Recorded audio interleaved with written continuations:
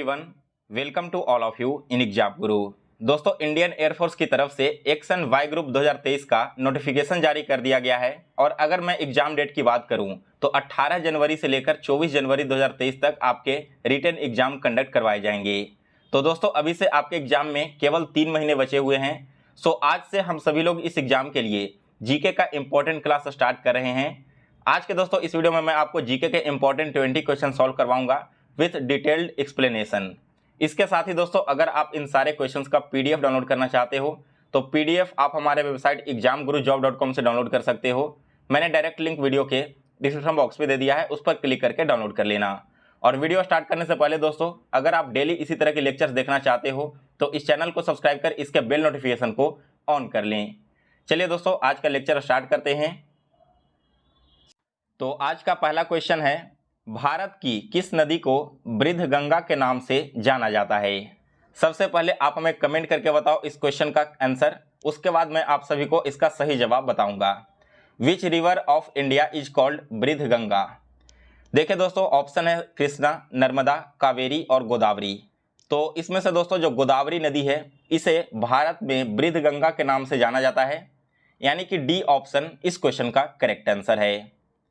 यहाँ पर बात हो रही है दोस्तों गोदावरी नदी की, तो इसके बारे में जितने भी इंपॉर्टेंट फैक्ट बनते हैं वो सभी आपको मालूम होना चाहिए। सबसे पहले तो गोदावरी नदी को बृहदगंगा के अलावा दक्षिण गंगा के नाम से भी जाना जाता है।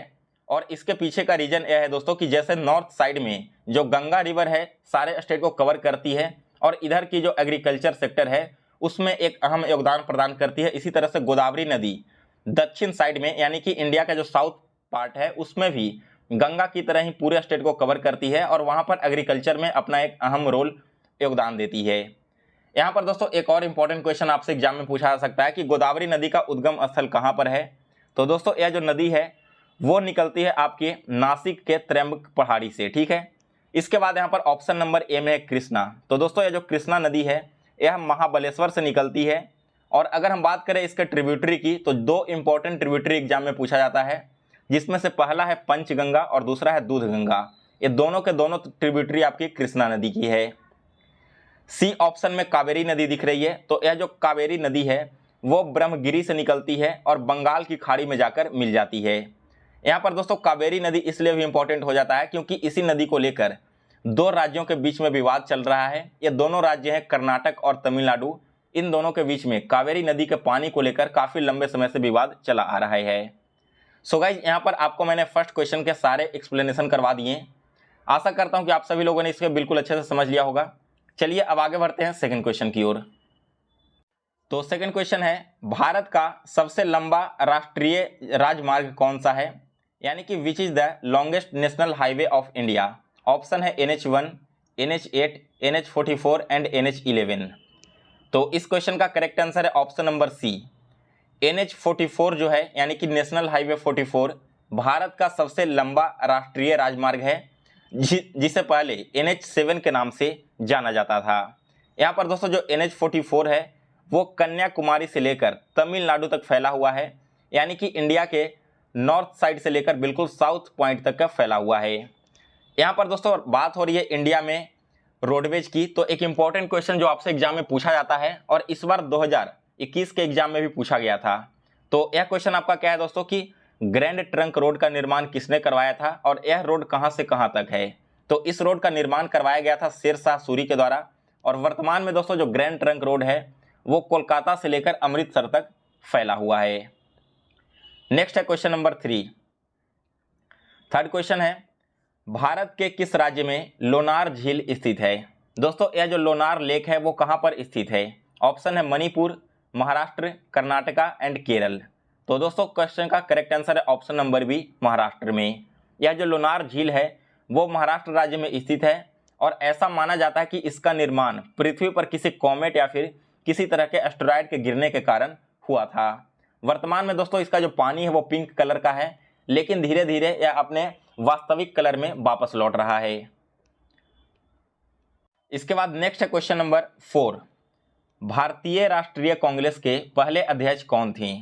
Who was the first president of Indian national Congress?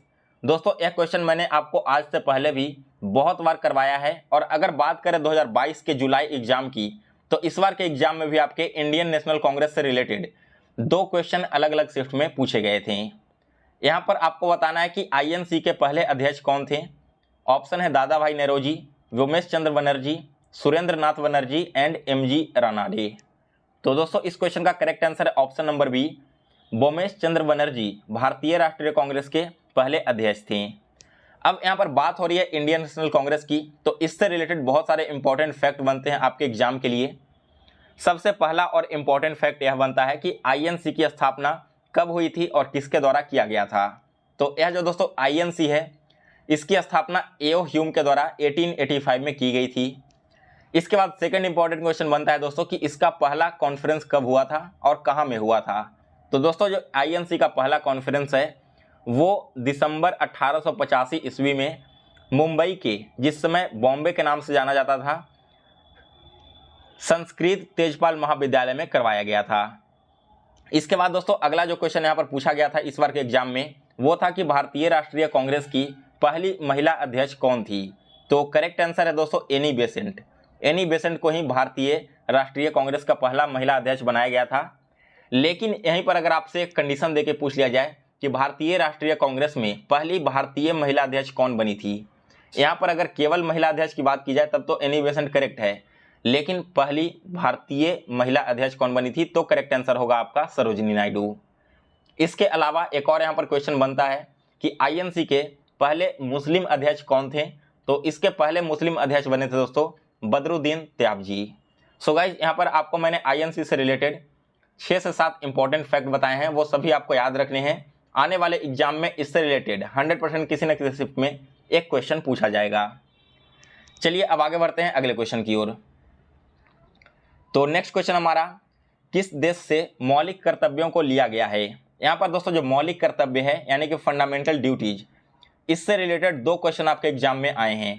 पहला क्वेश्चन एक पूछा गया था आर्टिकल से रिलेटेड, कुछ स्टूडेंट की जो एजुकेशन होती है यानी कि बच्चों की शिक्षा होती है उससे रिलेटेड आर्टिकल पूछ लिया गया था। और सेकंड पूछा गया था कि आपका जो फंडामेंटल ड्यूटीज है वो भारतीय संविधान के किस भाग में यानी कि किस पार्ट में आता है। दोनों क्वेश्चन आपके एयरफोर्स वाई ग्रुप में 2022 जुलाई के एग्जाम में पूछे गए हैं। यहाँ पर आपको बताना है कि मौलिक कर्तव्य को किस देश से लिया गया है, अमेरिका, फ्रांस, जापान और सोवियत संघ। तो करेक्ट आंसर है दोस्तों ऑप्शन नंबर डी, सोवियत संघ, जिसे आप इंग्लिश में यूएसएसआर के नाम से जानते थे उस समय। यहाँ पर दोस्तों जो हमारा फंडामेंटल ड्यूटीज है वो लिया गया है यूएसएसआर से। और अगर हम बात करें फंडामेंटल ड्यूटीज के पार्ट्स और आर्टिकल की, तो यह आपका आता है पार्ट 4A में और आर्टिकल 51A में। इसके बाद दोस्तों यहाँ पर देखो एक और इंपॉर्टेंट क्वेश्चन यह बनता है कि फंडामेंटल राइट्स कहाँ से लिए गए थे। फंडामेंटल ड्यूटीज के बारे में तो हमने जान लिया कि सोवियत संघ से, लेकिन जो हमारे मौलिक अधिकार हैं यानी कि फंडामेंटल राइट्स वो लिए गए थे अमेरिका के संविधान से। और यह जो फंडामेंटल राइट है वो आर्टिकल 12 से लेकर 35 के बीच में आता है। अलग अलग आर्टिकल में अलग अलग तरह के फंडामेंटल राइट्स के बारे में बताए गए हैं। नेक्स्ट यहाँ पर आपको एक कमेंट करके बताना है कि हमारे संविधान में जो लोकसभा एंड हाउस सभा है यानी कि 2 सभाएं होगी, यह किस देश से लिया गया है, आपको कमेंट करना है। हिंट के लिए मैं आपको बता दूं कि ब्रिटेन के संविधान से या फिर अमेरिका के संविधान से, इन्हीं दोनों में से कोई एक करेक्ट आंसर होगा। आगे बढ़ते हैं अगले क्वेश्चन की ओर। तो नेक्स्ट क्वेश्चन है कि मसालों का बगीचा किस राज्य को कहा जाता है, यानी कि गार्डन ऑफ स्पाइसेज। दोस्तों यह कहा जाता है केरल राज्य को। ऑप्शन नंबर बी इस क्वेश्चन का करेक्ट आंसर है। इसके अलावा दोस्तों एक और इंपॉर्टेंट क्वेश्चन यहाँ पर बनता है कि अरब सागर की रानी किसे कहा जाता है, यानी कि क्वीन ऑफ अरब सागर। ठीक है, तो यह कहा जाता है दोस्तों कोचिन बंदरगाह को। नेक्स्ट क्वेश्चन है क्वेश्चन नंबर 8, भारत में लोकसभा का विघटन कौन कर सकता है। दैट मीन्स कि who can dissolve the Lok Sabha in India. Option है मंत्रिपरिषद, राष्ट्रपति, प्रधानमंत्री या फिर लोकसभा के स्पीकर। दोस्तों लोकसभा जो है इसका विघटन किया जाता है राष्ट्रपति के द्वारा। ऑप्शन नंबर बी इस क्वेश्चन का करेक्ट आंसर है। यहाँ पर दोस्तों बात हो रही है राष्ट्रपति की, तो बहुत सारे इंपॉर्टेंट फैक्ट बनते हैं प्रेसिडेंट से रिलेटेड। इसके अलावा 1-2 इंपॉर्टेंट क्वेश्चन जो इस साल 2022 के एग्जाम में पूछा भी गया था, वो सारी चीज़ें हम जान लेते हैं। पहला क्वेश्चन है दोस्तों कि राष्ट्रपति बनने के लिए न्यूनतम उम्र की सीमा क्या है। तो इसके लिए मिनिमम एज आपकी 35 ईयर्स की होनी चाहिए। और बिल्कुल एग्जैक्ट क्वेश्चन आपका इस बार एयरफोर्स वाई ग्रुप एग्जाम में पूछा गया था। एक और क्वेश्चन जो एयरफोर्स वाई ग्रुप एग्जाम 2022 में पूछा गया है वो यह था कि जब राष्ट्रपति अपना त्यागपत्र देते हैं तो त्यागपत्र किसे सौंपते हैं? यह सौंपा जाता है दोस्तों आपके वाइस प्रेसिडेंट को। और एक और यहाँ पर इंपॉर्टेंट क्वेश्चन आया था एयरफोर्स वाई ग्रुप के एग्जाम में कि अगर प्रेसिडेंट या फिर वाइस प्रेसिडेंट दोनों में से कोई भी देश में मौजूद नहीं है तो इस कंडीशन में उस पोस्ट को कौन संभालेगा? तो यहाँ पर संभाला जाता है चीफ जस्टिस ऑफ इंडिया के द्वारा, और यही क्वेश्चन सेम आपके एग्जाम में पूछा गया था।